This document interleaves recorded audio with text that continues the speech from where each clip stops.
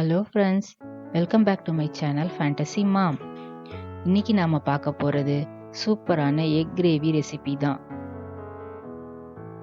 அதுக்கு முன்னாடி என்னோட சேனலை நீங்க ஃபர்ஸ்ட் டைம் பார்க்குறீங்கன்னா மறக்காம சப்ஸ்கிரைப் பண்ணிக்கோங்க, பெல் பட்டனை கிளிக் பண்ணிக்கோங்க. அப்பதான் என்னோட அப்கமிங் வீடியோஸை நீங்க தொடர்ந்து பார்க்கலாம்.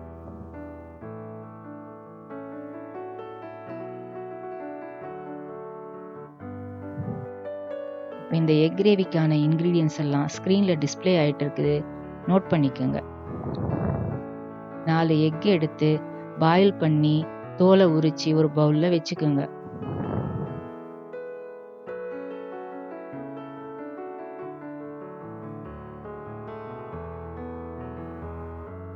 நாலு தக்காளி எடுத்து மிக்சியில போட்டு அரைச்சி விழுதாக்கி பியூரி ரெடி பண்ணி வச்சுக்கோங்க. ஆனியனை நல்லா பொடி பண்ணி ஒரு கப்ல வச்சுக்கோங்க. ஸ்டவ் பற்ற வச்சு அதுல கடாயை வச்சு 2 ஸ்பூன் எண்ணெய் ஊத்திக்குங்க. எண்ணெயில உப்பு,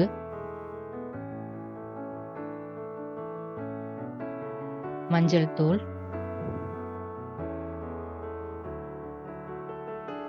மிளகாய் தூள் சேர்த்து நல்லா ஃப்ரை பண்ணிக்கோங்க.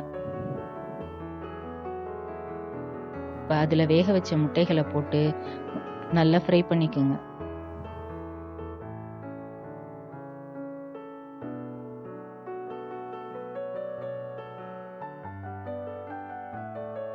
முட்டை நல்லா ஃப்ரை ஆன உடனே அதை ஒரு பிளேட்ல டிரான்ஸ்ஃபர் பண்ணி வச்சுக்கோங்க.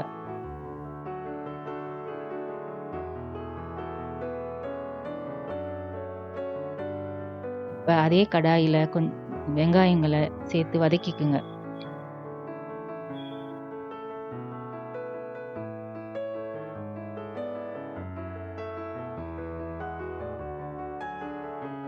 ஜிஞ்சர் கார்லிக் பேஸ்ட் சேர்த்துக்குங்க.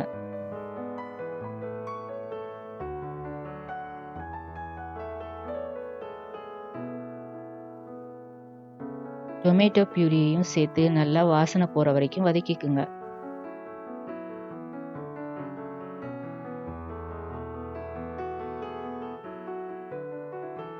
நல்ல எண்ணெய் பிரிஞ்சு வர வரைக்கும் நல்லா வதக்கணும். அதுல இப்ப மிளகாய் தூள் சேர்த்துக்குங்க, தனியாத்தூள் சேர்த்துக்குங்க, மஞ்சள் தூள் சேர்த்துக்குங்க, கரம் மசாலா சேர்த்துக்குங்க. சேர்த்து நல்லா மிக்ஸ் பண்ணிக்குங்க.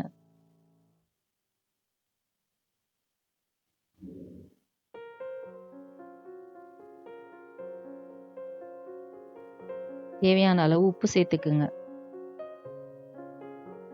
உப்பு சேர்த்து இந்த மசாலாவை நல்லா எண்ணெய் பிரிஞ்சு வர வரைக்கும் கொதிக்க விடுங்க.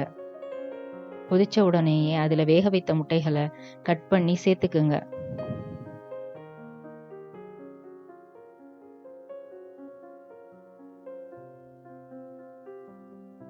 மசாலாவோட நல்லா கலந்து விட்டுக்குங்க.